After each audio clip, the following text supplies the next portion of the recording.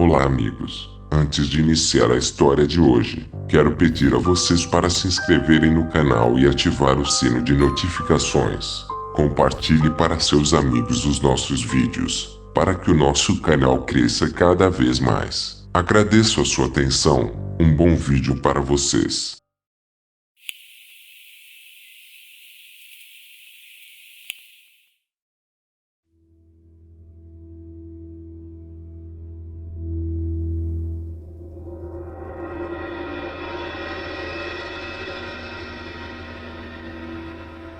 Três da manhã, eu encarei o relógio com meus olhos cansados esperando o sono me levar embora. Eu sabia melhor ir embora. Eu estava no limite. O dinheiro estava apertado e minha mãe tinha acabado de começar a trabalhar e ainda não recebera seu primeiro salário. O que significava que não podíamos pagar meu remédio.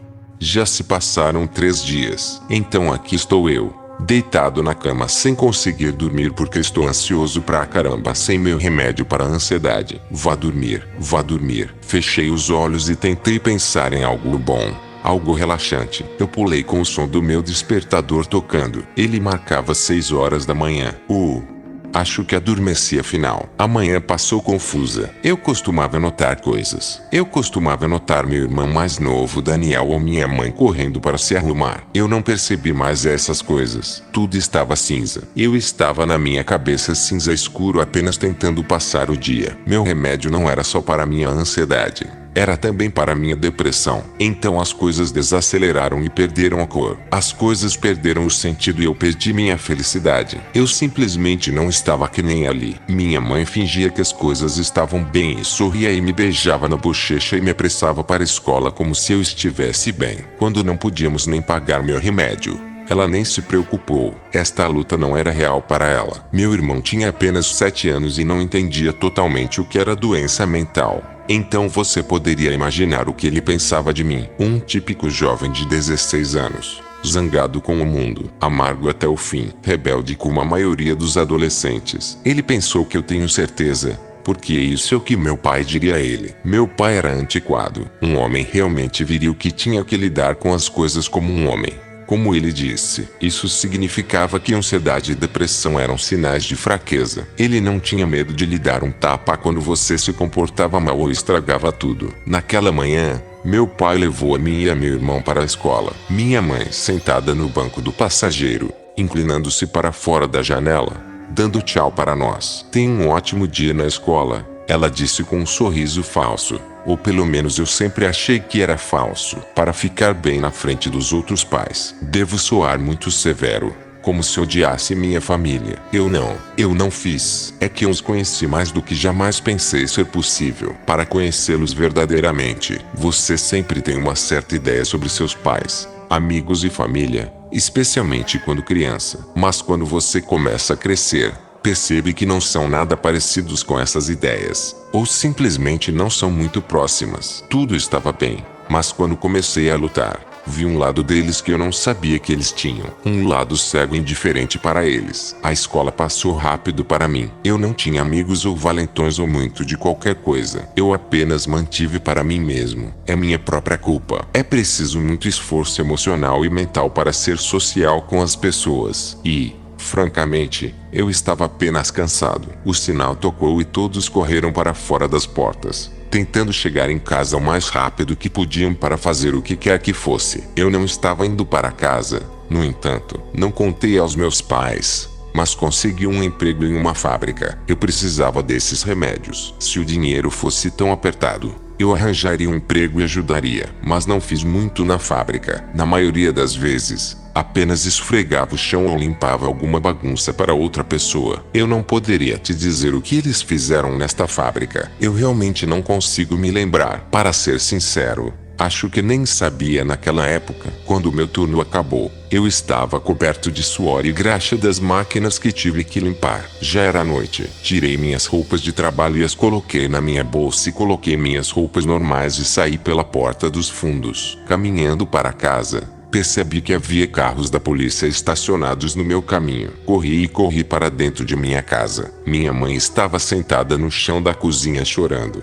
Meu pai ajoelhado ao lado dela. Os policiais estavam conversando baixinho uns com os outros. De repente, Meu pai desviou o olhar de minha mãe e olhou para mim. Ele se levantou rapidamente, correu até mim e me deu um tapa forte no rosto. Os policiais correram e o seguraram. Meu pai começou a gritar comigo: "Você está feliz? Você é culpado." Acontece que não notei minha mãe esta manhã me dizendo que eu tinha que levar meu irmão de sua escola para casa. Não notei muita coisa. Acontece que meu irmão tentou ir para casa sozinho e acabou se perdendo. Rapidamente escureceu antes que ele finalmente chegasse à nossa rua. Ele foi atravessar a estrada escura quando foi atropelado por uma van. "Jeff, olhos abertos", gritou meu supervisor. Eu estava trabalhando novamente, drenando os tanques, pensando no que poderia ter acontecido. Eu poderia ter prestado atenção. Eu poderia tê-lo levado para casa. Eu poderia tê-lo empurrado para fora do caminho. Eu poderia tê-lo substituído. Eu sei que meus pais pensavam as mesmas coisas. Minha mãe nunca diria uma coisa dessas. Meu pai,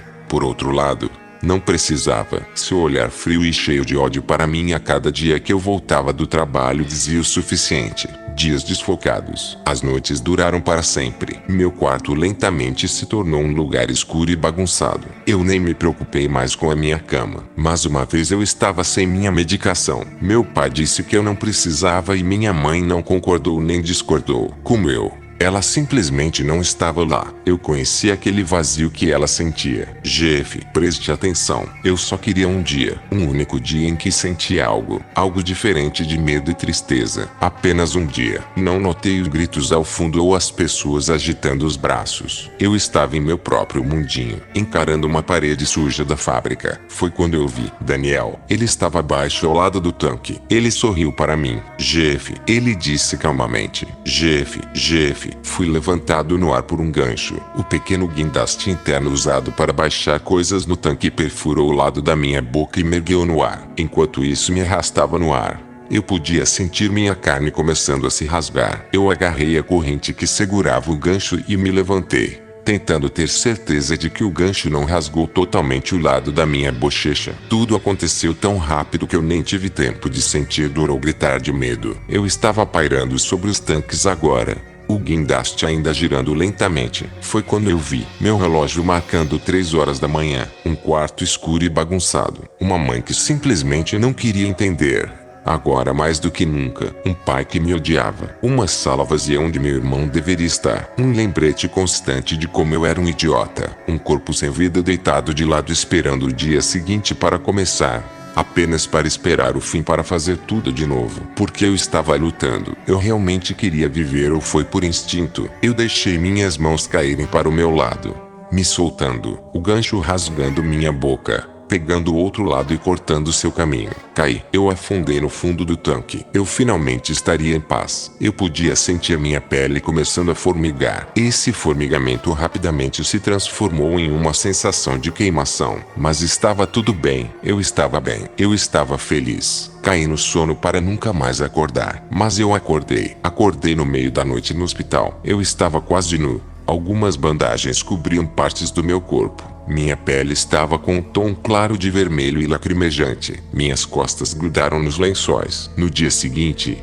minha mãe veio me ver. Ela parecia geralmente preocupada comigo. Antes de ir para casa, ela sorriu e beijou minha testa. Os próximos dias foram ótimos. Eu estava dormindo e, na maior parte do tempo, me sentindo feliz? Não, mas algo perto disso. De repente, o mundo parecia menos cinza. Percebi pessoas, sons e cheiros. Eu estava vivo. Tive esperança. Lembro-me de tarde da noite, antes de cair no sono, olhando para o teto do quarto de hospital e sorrindo. Um sorriso verdadeiro. Sorrir doeu. Meu rosto ainda se curando e coberto de bandagens. Ainda não tive coragem de me olhar no espelho, mas eu sorri, fechei meus olhos e adormeci. Não me lembro de ter acordado totalmente ou de quando comecei a gritar. Os médicos tentaram me segurar o melhor que podiam. Minha pele estava pegando fogo e começando a formar bolhas. Eu estava tentando arrancar minha camisola do hospital, que estava grudando na minha pele profundamente avermelhada. Fora, tire isso, eu gritei. 3 da manhã, eu encarei o relógio com meus olhos cansados esperando o sono me levar embora. Eu sabia melhor ir embora. Estendi a mão para o relógio e o joguei para fora da mesa ao lado da minha cama de hospital. Meu braço tinha pedaços de pele descascando. Outras partes estavam com bolhas e choravam mais uma vez. Qualquer que seja o líquido em que eu havia caído,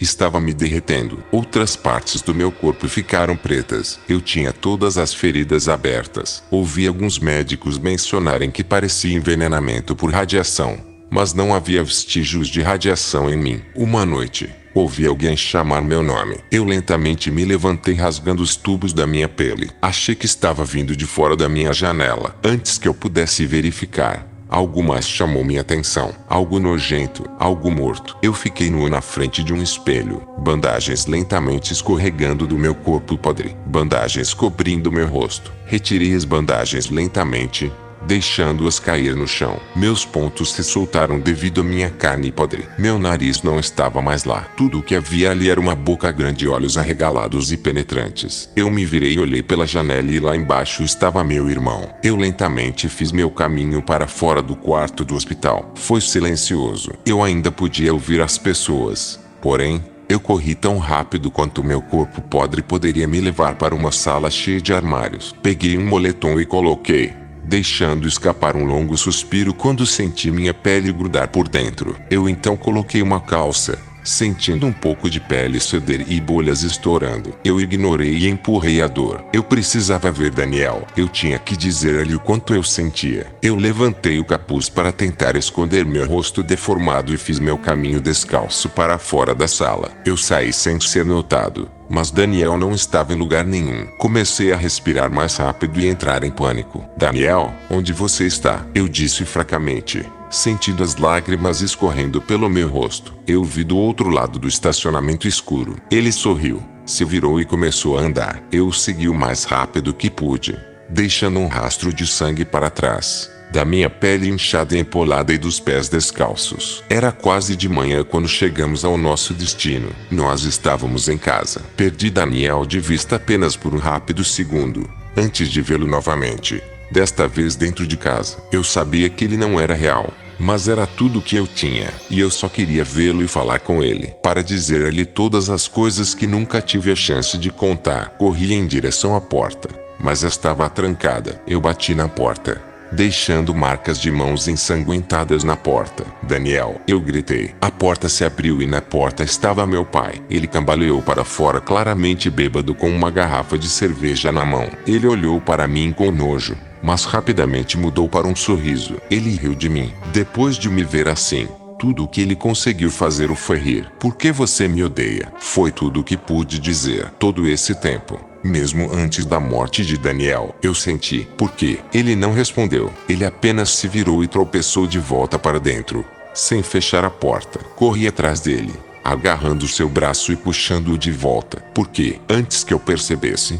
eu estava no chão e ele em cima de mim. Ele estava me batendo no rosto sem parar, sangue escorrendo da minha boca. Tentei empurrá-lo, mas ele era muito pesado. Comecei a procurar qualquer coisa que possa me ajudar. Encontrei sua garrafa de cerveja e quebrei em sua cabeça. Ele caiu para trás. Levantei-me, sentindo-me extremamente tonto. Eu cambaleei de volta tentando me equilibrar. Ele se levantou e se lançou contra mim. Mais uma vez eu estava no chão e meu pai em cima de mim, sangue derramando sobre mim e manchando o moletom branco que eu usava. Desta vez não era meu sangue, foram meus pais. O que restou da garrafa quebrada ficou preso em seu pescoço, seu corpo sem vida em cima de mim. Eu empurrei e me levantei. Eu ouvi um barulho atrás de mim, e na porta aberta um garoto da porta ao lado me encarou. Ele estava paralisado de medo. Eu não sabia o que dizer. Antes que eu pudesse dizer qualquer coisa, ele saiu correndo. Eu fiz meu caminho dentro da minha casa para o quarto dos meus pais. Minha mãe estava dormindo. Ela parecia tão em paz. Fui para o lado dela da cama e me ajoelhei, levantando seu cobertor e cobrindo suas costas. Ela sorriu e calmamente disse: Daniel, vá dormir. Ela sorriu sem acordar totalmente e adormeceu novamente. As coisas iam piorar para ela. Eu queria que ela tivesse um pouco de paz antes de tudo começar. Pensei em coisas diferentes que poderia fazer, como arrastar meus pais para outra sala e escondê-los. Mas era tarde demais. Seu corpo sem vida estava bem na frente da porta em uma poça de sangue. Não havia como consertar ou tornar as coisas mais fáceis. Eu ia esperar pela polícia neste momento, mas eu vi Daniel parado na porta aberta. Ele sorriu para mim e saiu. Ela estava melhor sem mim. Levantei-me em silêncio para não acordá-la e fui embora. Já se passaram 5 anos. Minha mãe, de alguma forma, encontrou forças para superar tudo isso e se casar novamente e ter uma filha. O menino que me viu naquele dia explicou à polícia e a outras crianças o que viu. De alguma forma, com o passar dos anos, a história mudou. A garrafa quebrada agora sendo uma faca. E como meu acidente me deixou louco e me fez matar pessoas à noite. Não me lembro mais de como é minha mãe ou meu pai. Não me lembro muito do meu passado. É tudo uma névoa. Mas tudo bem. Isso não me incomoda. Enquanto eu estiver ao meu lado, estou bem. Algumas noites, acordo em pânico, chorando. A realidade me atingindo como um tijolo. Mas então eu vejo ao meu lado. Ele sorri e inclina a cabeça para trás no meu ombro e eu sussurro suavemente: vá dormir. E eu sigo a história daquela noite. Não importa o quão distorcida se torne, ainda vive. As pessoas ainda dizem que estou aí matando. Um jovem com pele lisa e branca com um sorriso gigante esculpido em seu rosto vestindo um moletom branco. Eles me chamam de Jeff the Killer. Se você gostou do vídeo, clique em gostei, se inscreva no canal, ative o sino de notificações e compartilhe. Espero vocês no próximo vídeo. Até mais.